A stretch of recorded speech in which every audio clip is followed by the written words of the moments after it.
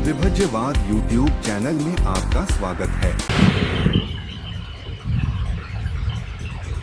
अनिचावत संखारा उत्पादवयो धर्मिनो उपजित्वा निरुजति देशं कुसुमसुतो साधु साधु साधु।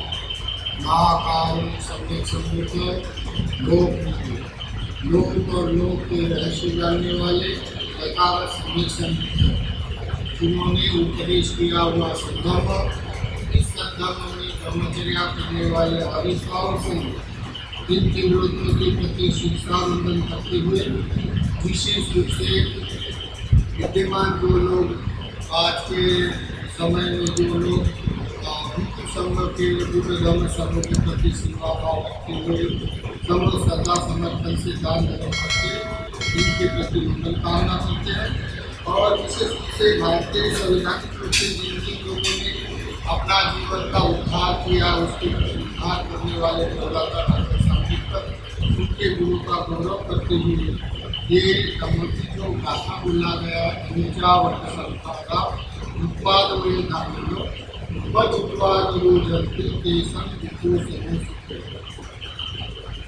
अब ऐसा जानिए संसार में सबसे ज्यादा भय क्या है। सारा संसार होता है, भय के प्रकार अलग अलग होते हैं, लेकिन सबसे ज्यादा भय का है तो सबसे ज्यादा भय है जानते हुए ना जानते हुए सभी लोग मरण के लिए भयभीत होते हैं। इसी कारण लोग इस संसार में दान धर्म करते हैं, उसको दीवारी पूजा वगैरह करते हैं, जीवित रहते हुए भी करते हैं, मरने के बाद भी करते हैं। इनके सबसे बड़ा संसार का मूल रहस्य है ये जन्म होने के बाद रोग होना संभव है और मरना संभव है। रोग होना और मरना ये सभी मनुष्य मात्रा के लिए या प्राणी मात्रा के लिए बड़ा दुख कारक है, भयजनक है और संसार में सबसे ज्यादा ये भय है। इस भय की जो तुलना करें या भय का अगर परीक्षण करें तो संसार में चार आगे सत्य होते हैं। इन सत्यों में से संसार में दुख ऐसा है कि मरने का भी दुख है और लोग होने का भी दुख है। उसका कारण समुदय है, तृष्णा है। तृष्णा तो हमसे बनती है, उसका कारण हमसे जुड़ा है और तृष्णा हमसे रिलेटेड है ये तृष्णा। तो इसी कारण उसका निवारण ही तो होना चाहिए। संसार की जो निवारण तो प्रकाशित करने वाले समय समुद्र होते निवारण भी है उसका, और निवारण करने के लिए पटिपता होती है संसार में अनिवार्य होता है। इसी कारण तथागत ने जो धर्मोपदेश किया है, जो लोग अपना अपना मानते हैं, मैं हूँ, मेरा है, ये जहाँ तक जान लिया उसने वहां तक लोग झूठा साबित होता, उसमें कोई मैं नहीं है, मेरा नहीं।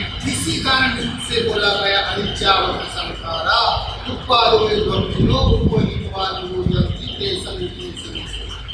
सभी काल में जो भी वस्तुमान उत्पन्न होते, जीववान उत्पन्न होते, बढ़ते रहते और बढ़ने के बाद जर्जर होते और नष्ट होते।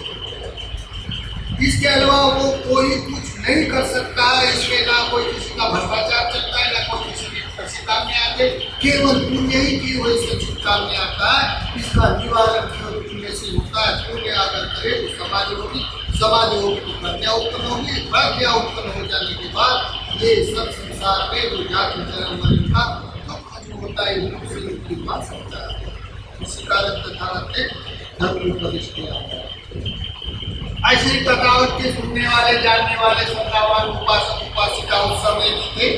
अन्य उस बुद्ध के काल से भी पूर्व बुद्ध काल में रहने वाले लोग श्रद्धावान उपासक उपासिका होते और आज भी बुद्ध के चाहने वाले या बुद्ध के समर्पण अष्टांग मार्ग के उपासना करने वाले जो सदा उपासक उपासिका है, ये दिन रात अपने जीवन में अपने वाले काम रंजन में दिन नहीं बिताते। ये निवारण है तो जो मरण भय है, रोग है, उसका निवारण ये तो उचित प्रयत्न करते रहते। इसी कारण सदा संपत्ति सुविहार करना, दान करना, पूजा अर्चना पर विश्वास करना, प्रतिदाना रखना, ये सभी प्रकार के संपत्ति पूरे करती है। इनके मरण भया तो ऐसे एक नगर में सत्तावन उपासक उपासिका की यानी नगर श्रेष्ठ है। नगर श्रेष्ठ होने से उसको 2 बच्चे हैं, उसके घर में परिस्थिति ठीक होने से उसके घर में एक दासी भी है। तो वो घर का और घर के परिवार के सभी उपासना करने वाले, ऐसी उपासना करते वक्त वो शाम को खाना पीना खाने के बाद ऐसे, अभी तो लोग को टीवी लगाते हैं या अपने अपने अभी मोबाइल लगाते हैं और अपना वाला छोटे समय बिताते हैं। इससे पहले कोई नाच गाने का कोई कथा कहानियाँ में जीवन बिताते लोग, बड़े बुजुर्ग लोगों की कथा कहानी सुनते जीवन बिताते थे। इससे भी पहले कोई लोग अपना मूल जीवन का रहस्य जानने के लिए एक दूसरे से विचार करते थे। तो ऐसे विचार करने वाले 2 पति पत्नी और उनका परिवार एक दिन क्या हो गया, एक दिन उनका मुक्का ये है, जब खाना पीना हो गया, अभी सोने का समय आ गया, तो सब लोग अपनी सभा बढ़ाते हैं। घर में सब इकट्ठा होते हैं, सबके घर के लोग, और वो चर्चा करते हैं। काय की चर्चा करते हैं? देखो, हम जहाँ इतने घर में बैठे लोग हैं, ये बैठे हुए लोग कब मरने वाले हैं पता नहीं, कौन पहले मरेगा पता नहीं है, विचार करना है हमको। ऐसा करके गाइड करता है उसका घर का ज्येष्ठ पिता, और सब सुनते थे। देखो, मरना कोई समय नहीं आता है बताया हुआ, कभी भी मर सकता है आदमी, रोग कभी भी आ सकता है। इसलिए हमको भय नहीं खाना है, उसका निवारण करना है। जैसे कोई लोग मरने के बाद विलाप करता है, बड़ा रोता है, पीटता है, शोक करता है, लेकिन वो तो मरने वाला वापिस नहीं आता है। असाध्य रोग होने से वो तो निरोगी नहीं हो सकता है। तो क्या कर सकते हैं हम? तो केवल निवारण तो पुण्य संचित कर सकते हैं। हमको मरने के बाद कोई भी हमारे में कोई भी पहले मरे तो शोक करना, रोना नहीं, पीटना नहीं, क्या करना है? तो केवल उसका उपचार पुण्य ही करना है। ऐसा करके वो गाइड करता है। रोज खाना खाने के बाद इकट्ठा होकर वो गाइड करता था, और ऐसे लोग सुनते हुए उसका अनुमोदन करते हुए वंदना पूजा करता था। देखो, ऐसे जीवन बिताते था। एक दिन क्या हो गया, वो खुशी है, नगर से अपने गाँव खेत में काम कर रहा है। काम करते करते उसका बेटा भी उसके साथ बरोबरी का है, तो काम कर रहा है। काम करते करते उसका कोई घास फूस उठाते समय वहाँ एक बड़ा जहरीला नाग था, तो वो नाग ने उस बेटे को काट लिया। काटने के बाद थोड़ी देर में उसको आवाज देके पिता उनके पास जाने वक्त में ही वो मर गया। वही अभी मर जाने के बाद देखो, जिसके घर पे रोज मरना स्मृति करता है, रोज मरण के बाद विलाप नहीं करना, ऐसी शिक्षा देता है। अभी उसका पुत्र मर गया। मर जाने के बाद उसने अपने पुत्रों को उठा के एक अच्छी जगह पे सुला दिया।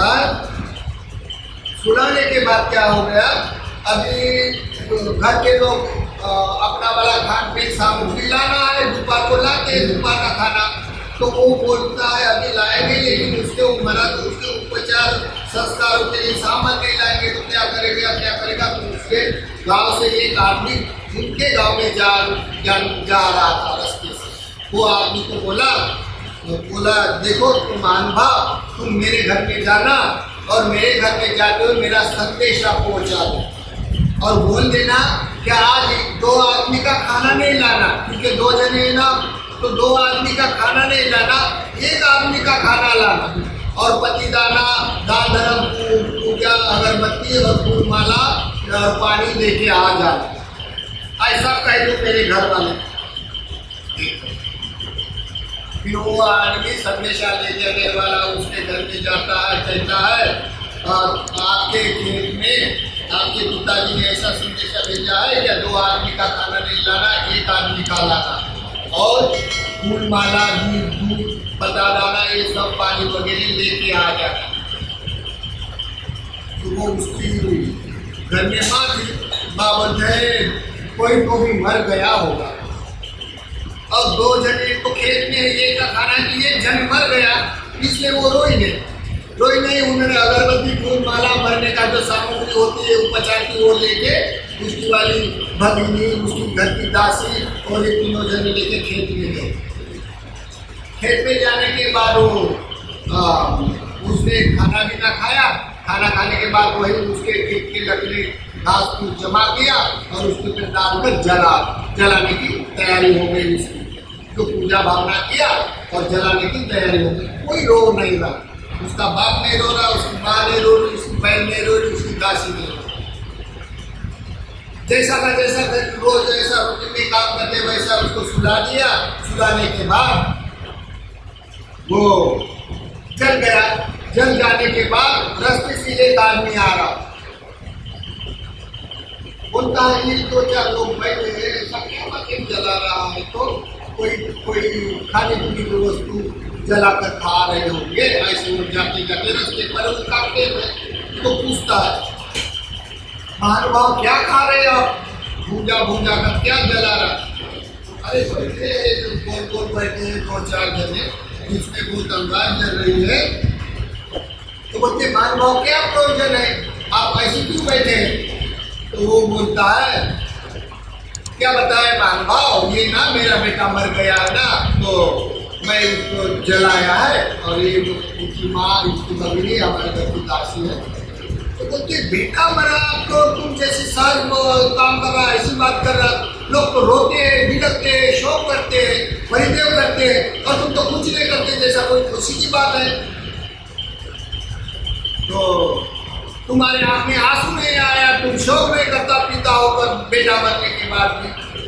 तो बोलता है क्या बताए, मरने से तो कोई वापिस आता नहीं है और मिलाप करने से भी कोई वापिस आता नहीं। जिसका कर्म भाग है वो मर ही जाता है, नहीं मरने की चाह करने पर भी मर ही जाता है। तो मेरा बेटा वह करके मैं बेटा रो लूँ तो क्या वो उसका उपचार है रोने से? वो वापिस आ जाता है, जीवित हो जाता है। नहीं हो जाता तो उसका उपचार जो है वही करना पड़ता है, वही कर्मीय कर्म करना पड़ता है। तो इसी कारण हम कर्मीय कर्म कर रहे, दान धर्म पूजा वगैरह भावना करके उसको जला देना। तो बोलता है वो पिता की यात्रा बड़ी कठोर होती है, इस कारण रोता नहीं है वो। बोलता है वो आदमी पिता का यात्रा बड़ा कठोर होती है, इसलिए पिताओं पर पुत्र मरने के बाद में शोक नहीं करता, रोता नहीं। तो उसको बोलता है तुम कौन है, मरने वाली बेटे की कौन है? तो बोलते मैं तो माँ हूँ जी, माँ हूँ उसकी वाली। तो बोलते हैं अरे पिता तो कठोर होता है लेकिन माँ तो बड़ी लाभ प्यार करने वाली, उसका चाहने वाली होती है, तो बड़ी विलाप करती है, खाना नहीं खाती है, साल साल पर नहीं, जीवन भर जब जब याद आती है तब तब रोना चालू कर देती है, शोक करती है, परिदेव करती है, शादी पीट कर रोती है। और तुम माँ होकर कुछ भी नहीं करती, क्या तुम्हारी ममता नहीं है? ऐसा बोलने के बाद वो बोलती है देखो बिना पूछे आया था और बिना बता के चला गया, क्या रोना है? रोने से तो वापिस नहीं आएगा वो। और जो रोते हैं ये तो मोहगामी लोग होते हैं।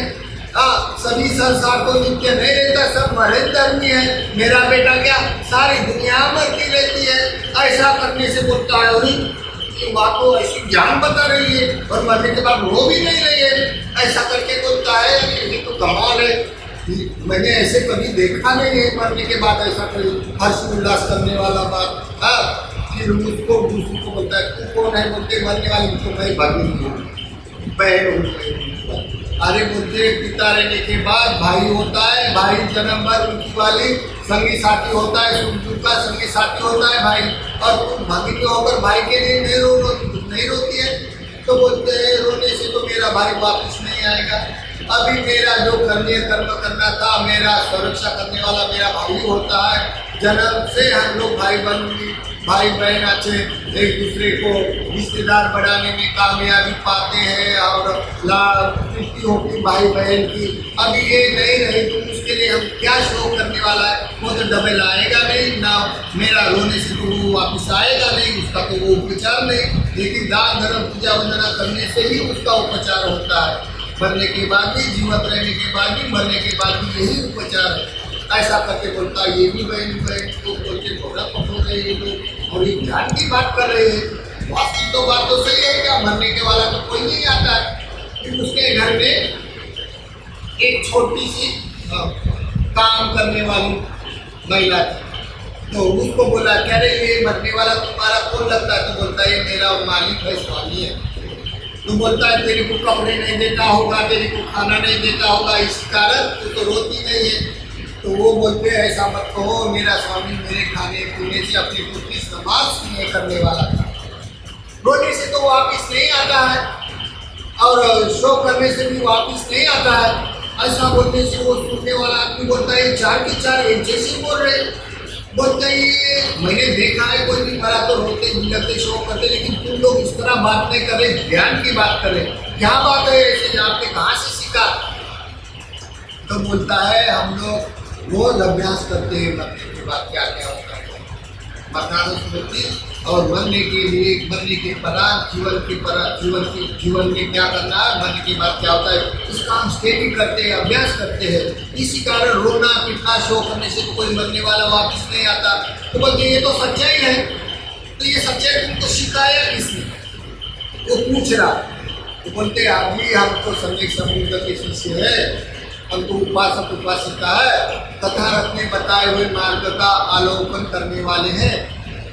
तो बोलते तथागत ने ऐसे धर्म बताए, क्या सच्चाई राह पर बताते? संसार में तो सभी लोग रोते बिलखते, लेकिन उनकी सच्चाई तो घर में नहीं बताते। सही के तो कोई मरने के बाद तो कोई आता नहीं है, विलाप करने से आता नहीं, और वो तो कोई उपचार नहीं उसका रोना पीटना शो करना, फिर भी भावना होने से लोग रोते। लेकिन ये सच्चाई तुमको कितने बताए? तो बोलते सभी समुद्र है। तो बोलते सभी समुद्र कहाँ रहते हैं, ऐसे उत्पन्न होते? तो बोलते ये ना अभी वो कुरुक्षेत्र के गांधा में चले गए हैं। ऐसा बोलने से वो बोलता है उनके गाँव जाने के पूर्व से थैला था उसके हाथ में, उन्होंने वो थैला बाहर रख दिया। बोलता है मैं रिटर्न जाऊंगा, सब एक समुद्र का दर्शन करते मैं प्रवचन चुकूंगा और सुनूंगा। मैं जैसे आप लोग दुख से दूर हट गए, शोक से दूर हट गए, मैं भी ऐसा करूंगा। उसके बाद थैला रख दिया और पैदल पैदल रिटर्न चलते गांधार देश में गया। गांधार देश में गया, कुछ ही दिन में उसका कुशला का सदस्य बन के रहा और कुछ ही दिन के बाद चिवरधारी बन गया। चिवरधारी बनकर कुछ ही दिनों में उसको धम्म सभी के मार्ग का। तो देखो जो कोई तथागत सम्यक समुद्र का जो सत्य है, संसार में दुख है, दुख का कारण है, कारण को विरोध कर सकता है, करने के लिए प्रतिपदा। ये सच्चाई चार आर्य सत्य में छुपी है। जिसने चार आर्य सत्य का दर्शन किया है वो मनुष्य प्रज्ञापूर्वक अपना अवलोकन करते हुए मरने वाले के प्रति और मरते हुए उनके प्रति, मरने वाले के मरने के बाद भी और जीवंत रहने से ही ये सभी के सभी अपने पुण्य कर्म करना चाहिए, निवारण वैसे करते हैं और सच्चाई को प्राप्त होते हैं। तो ये अनिचावत संखारा उत्पाद में गंभीरो उपजितवानी ते संग को समझ। इसी कारण तथागत ने तथागत उपदेश में आवचन है, सभी संसार के वस्तुमान उत्पन्न होते हैं, बढ़ते हैं और समय पाते जर्जर होते नष्ट होते हैं। तो इसी कारण तथागत के अनुयायी उपासक उपासिका पुण्य ये अभ्यास करते हुए सभी संसार के दुख निवारण पुण्य कर्म करते हैं और पुण्य कर्म करने के सभी संसार के इस पुण्य से आज जो भोजन दान दिया है तक्षशिला विहार में, जो स्थानीय भिक्षु विहार के अधिपति महानुभाव बनते पूजने भट्टी प्रज्ञा बोधि जो उपस्थित नहीं है, उनके नहीं होने के कारण हम लोगों को उपदेश करने के लिए बोला गया। तो ये आज जिसने अपने वाले दुख संकट आपत्ति को होने वाले को भोजन दिए पुण्य संचित किए है, वो भी लोग अपने अपने संसार की सच्चाई पहचान कर राह पर चले, देर सवेरे उनको भी ये पुण्य का लाभ होगा। और आज के जो भी लोग बैठे हैं या पुण्य संचित है उनको सभी का सभी के लिए मंगल कामना करते हैं कि ये भी अपने राह पे अपने मार्ग पे चले, वो भी सभी संसार के हुए और मतलब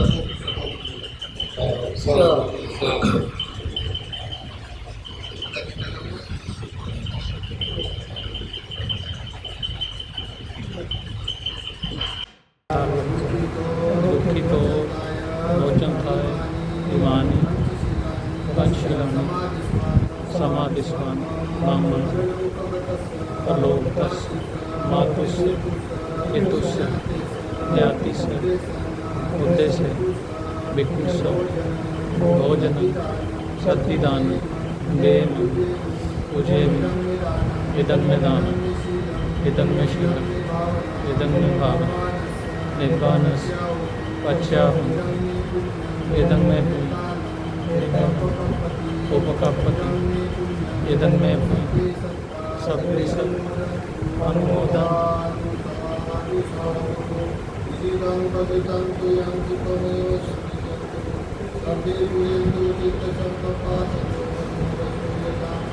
आयु आरोग्य संपत्ति सब